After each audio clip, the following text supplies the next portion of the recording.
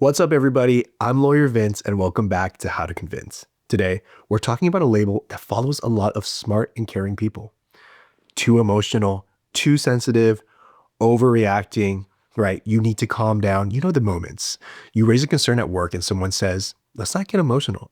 Or express a feeling in a relationship and they say, wow, you're being dramatic. Or you try to explain why something bothered you and then they say, relax, it's not that serious. And suddenly you start to wonder, am I the problem? Am I overreacting? Should I have stayed quiet? Here's the truth. You're not too emotional. You're too untranslated. Your emotions are valid. We just need to present them in a way people can hear them without dismissing you. Here's what we're covering today. Why the too emotional label sticks, the 3-step system to speak with emotion and still sound calm, some phrase swaps that you can use right away.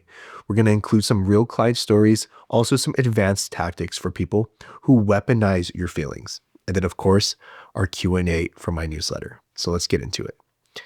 If emotions are normal, why does being called too emotional feel like an attack? Well, there's 4 reasons. The first is that you grew up being told that your feelings were too much, right? So now you shrink them or feel shame when they show up. The second reason, you mix up emotional expression with emotional chaos. You think if your voice shakes, you lose credibility. The third reason, other people project. Your honesty makes them feel uncomfortable, so they blame you instead of dealing with themselves. And the last reason, you never saw healthy emotional communication modeled. You saw silence or explosions, not steady honesty. So here's your reframe. Your emotions are fine. It's the interpretation that's off. And that's what this next section is going to fix. Here is a system my clients use to stop being labeled as too emotional. Step 1, name your goal. This pre-frames the conversation. Say, my goal is to explain how I see this. I want to make sure we stay on the same page. Step 2, translate your feeling into a clear fact. Instead of, I'm upset, say, I feel like my input is not being considered. Instead of, I'm overwhelmed, say, there are too many deadlines landing at once. In step 3, use one steady lead sentence. This keeps you grounded. Say, here's what I'm trying to communicate. Or let me walk through this clearly. Put together, it sounds like, my goal is clarity. I feel like my input is being overlooked. Here is what I'm trying to communicate. This is how you bring emotion without losing credibility. Here are 6 quick swaps that you can make to sound more composed and not defensive. The first, I'm calm and this is important to me. The second, here's what I am reacting to specifically. Number 3, let me slow this down so we don't talk past each other. Number 4, the impact on me is this. Number 5, I'm not trying to argue, I'm trying to be understood. And then lastly, let me rephrase this more clearly. See, these let your emotions through without letting tone take over. So here's some common scenarios. The first is when you're at work, right? Say you're at a work meeting and they say, let's not get emotional. You say, I'm not being emotional, I'm being specific. Here is a concern. Okay. Or in another scenario, in a romantic relationship, right? They say, you're overreacting. This is what I want you to say. You do not have to agree with my reaction, but I do need it respected. Another scenario, say with your family, and they say, you take everything personally. I want you to say, I'm trying to communicate honestly, not start conflict. Or how about a scenario where there's some confusion through text messaging, right? They say, why are you so upset? This is what I want to say. I'm not upset. Tone gets lost over text. Here's what I meant. Another scenario, let's say with boundaries, right? They say, you're being dramatic. You can say, I'm not being dramatic. I'm being clear about my limit. Or how about when we are in scenarios where we're starting to maybe cry, right? Or we have like a shaking voice. In those type of scenarios, what I want you to say is, my voice shakes when I care, but I am okay. I want to keep talking. All right. Let's talk about some client stories that I want to share to kind of illuminate some of these lessons. So the first story is the intense employee that I have. A client of mine, he kept getting told that she was too intense. We taught her one line. I'm not worked up. I'm being specific so we don't miss this. Her meetings changed instantly. The label fell off once she started narrating her tone.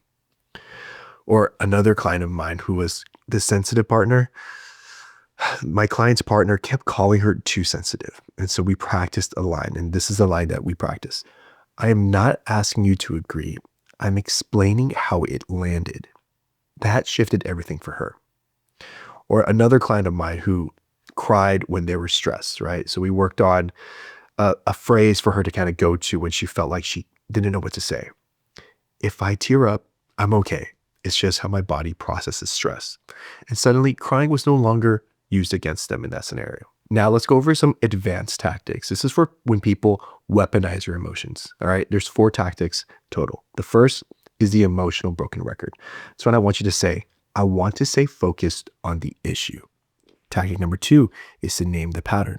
Say, when my tone becomes the focus, nothing gets solved. Tactic number 3 is when there's a boundary plus a consequence. This is when you say, if my feelings keep being dismissed, I'm stepping back from this conversation. Then lastly, tactic number 4 is when you use space as communication. Just share less with people who consistently invalidate you. Now let's finish off with my favorite part of the episode, which is the Q&A. Question number 1. In meetings, my mind blanks and I lose my point. How do I sound confident? This happens to more people than you think. Blanking isn't a confidence problem. It's a cognitive overload problem. When you care about sounding smart, your brain jumps into performance mode instead of clarity mode. Performance mode freezes you, whereas clarity mode frees you. So here's your structure. Start with the point, go with the reason, then lead with the example there. This gives your brain rails to run on instead of, what I meant was, I think maybe we should try point. Here's my recommendation. Reason. I think it works because it solves the timing issue we keep running into. Then example. For example, we missed last Thursday's deadline for that exact reason. It's sharp, it's short, and it's unshakable. Now, if your brain is buffering and you need like a beat, use a time buying phrase. Say, give me a moment to put this clearly, or let me reorganize this so I don't ramble. These do 2 things. 1, they reset your nervous system, and 2, they make you sound more confident, not less. Confident people aren't fast. Confident people are intentional. Question number 2. My family gossips nonstop. I don't want to join in. What do I say? Gossip isn't just conversation. It's a bonding ritual. So when you don't participate, it can feel like rejection to them and to you. Your goal isn't to correct them. Your goal is to opt out without creating drama. Start with a soft redirect. Say, I'm not trying to talk about people who aren't here. What's new with you? This moves the conversation without shaming anyone. And if they pull you back in, and they will, upgrade your boundary. You can say, I love hanging out, but I'm going to sit this part out. Then actually sit it out. Lean back, sip your drink, scroll your phone, pet the dog. No attitude, all right? There's no moral high ground here, just neutrality. And here's the psychology behind it. When you calmly refuse to join the gossip, you raise the emotional temperature in the room. Not in a dramatic way, but in more like a leadership way. So that over time, people change how they talk around you because your energy is different. You didn't correct them. You didn't lecture them. You simply didn't feed the fire. That's how standards work. Question number 3. I let go of a well-liked school manager. The team is now cold, indirect, avoiding eye contact. How do I handle this?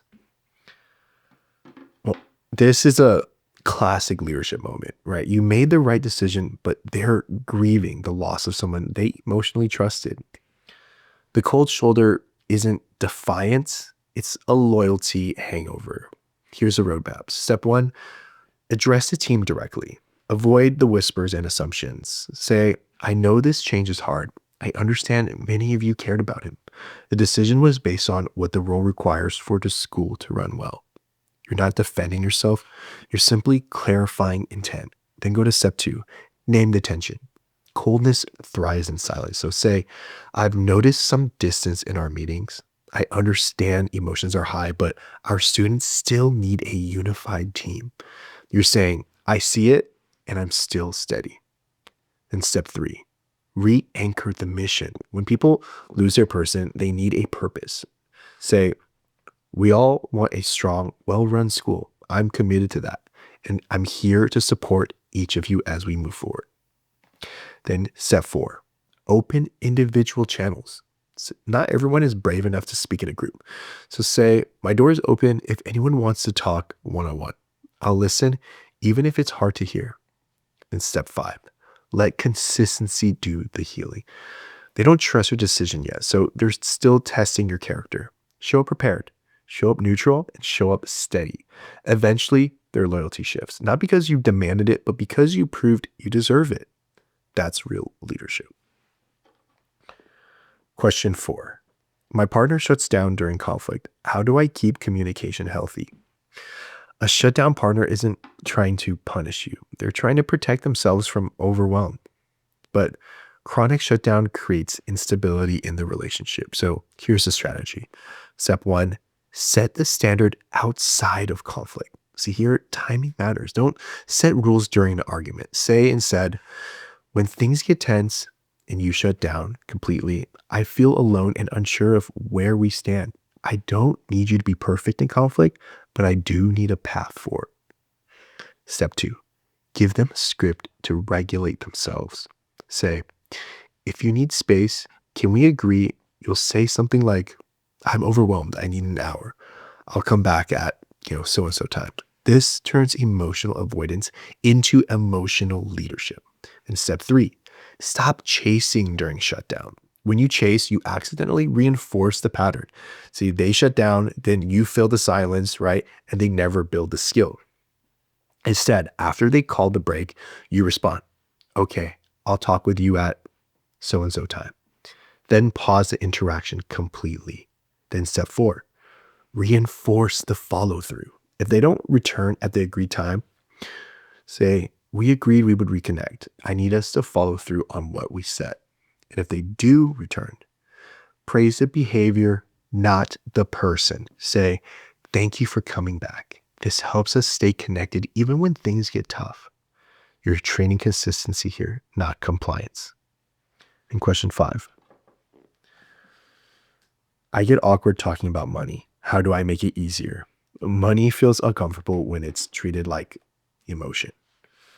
It becomes easier when you treat it like math, right? Money conversations go wrong when you over-explain, apologize, soften too much, talk around the numbers instead of naming them. So here's the reframe. Money is logistics. It's not morality, all right? When asking someone to pay you back, you say, your part comes to $42. I'll send a request. Not, hey, sorry, I hate to bring this up, but do you mind maybe paying me back? And then when splitting a bill, just say, my total was $18.50. You can send it whenever. Short, simple. When asking for a raise, use a compensation formula. Say, go from value to the evidence to the request. Say, I'd like to talk about compensation based on my responsibilities, my performance this year, and the market range for this role. I'm requesting to move to, 150,000. Right? No apology, no apologizing for existing, right? No nervous rambling, just date, clarity, number. And here's the psychology behind it. People trust people who talk about money plainly. The more neutral your tone is, the more professional you sound. Money isn't awkward. People make it awkward. You don't have to. So here's your challenge for this week. Write down 3 places you feel mislabeled as emotional.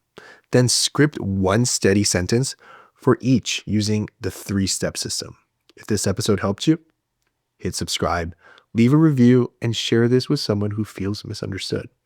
Comment or DM me, emotions are data, so I know you made it to the end. This has been How to Convince with Lawyer Vince. Thank you so much for being here. Remember, your emotions are not the problem.